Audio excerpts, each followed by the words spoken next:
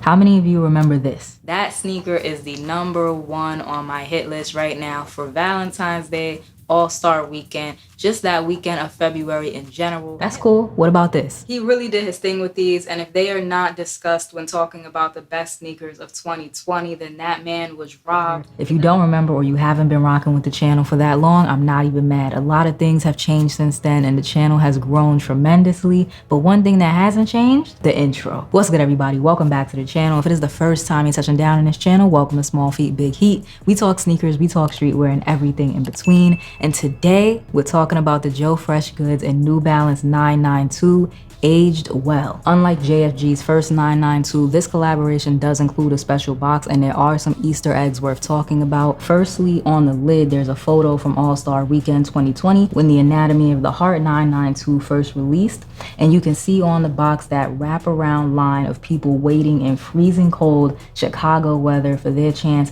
at grabbing the JoeFreshGoods 992. I am a proud New Yorker through and through, 100%. I love New York. But I have to admit, I was a little jelly. Inside the lid, it says DBM, Don't Be Mad, or Dope Boy Magic, depending on which part of JoeFreshGoods lore you want to reference.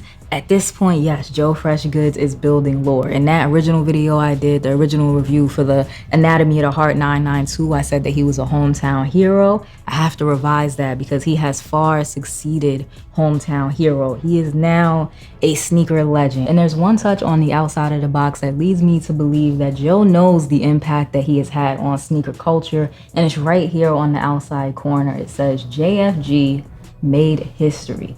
Now, it is a little spin on what the regular New Balance boxes look like, but I believe, everything tells a story, every detail matters, and that's true. There are some extra laces in the box, which we'll circle back to because right now I want to move on to the shoes. From Joe's first 992 to this most recent rendition, the color palette has changed significantly.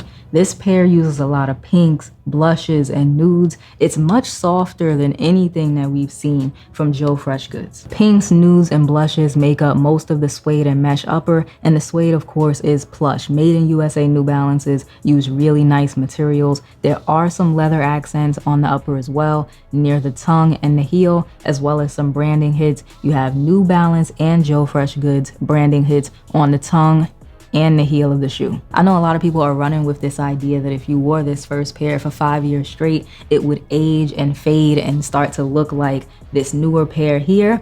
And while I do think if you wore these every day for 5 years and really put them through the paces, you would have some fading and some sun damage for sure, things like that.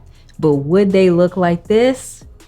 I don't know about that. Probably not. It's a nice theory, but I'm gonna lean into the idea that aged well refers to the concepts, the storytelling, the designs, the partnership between Joe and New Balance. All of that is what has aged well over the last 5 years. What was supposed to be one shoe becoming multiple shoes, clothing drops, fashion weeks, a rising tide for all of New Balance. This shoe introduced a lot of people to thinking about New Balance in a new and fresh way. Even if you think about it at a very basic level, this 992 design has aged very well. It has been 5 years and we are still talking about it. It is some people's grail shoe, and I'm pretty sure we will still be talking about it in the 5 years to come. To create something that people are still talking about years and years to come is incredibly hard to do, especially in a market as oversaturated as sneakers. I said we'd circle back to the laces, and now is that time. As always, I'll show all the options inside the shoe with different pants, but I'll say this off rip. These look great with blue and green pants.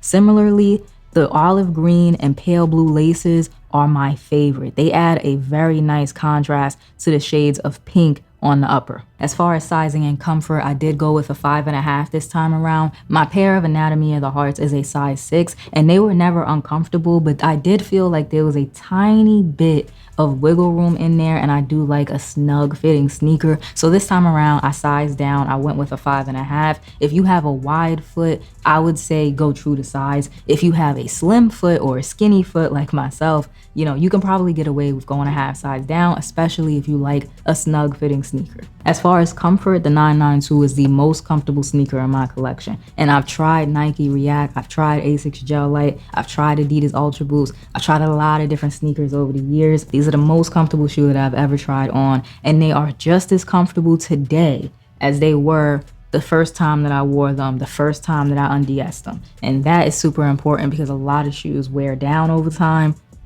These have not done that. They are just the same as day one. And since we're talking about the insides of the shoe, there is one more detail that is worth talking about, and that is these insoles. The insoles are fully printed, so they have a really cool graphic on there, just like the anatomy of the heart joints. I am thinking about doing like a full in-depth side-by-side video, so I won't show y'all the side-by-side now. I'll save it for that video.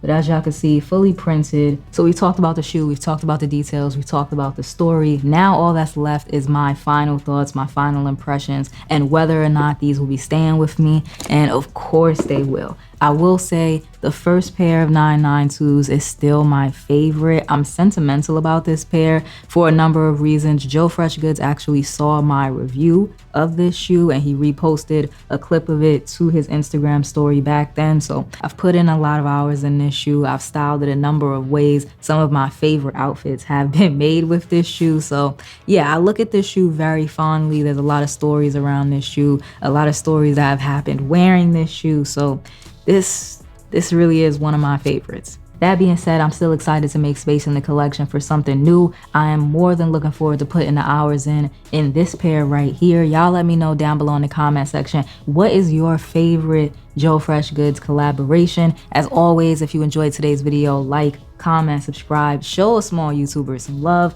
and I will check y'all out in the next one.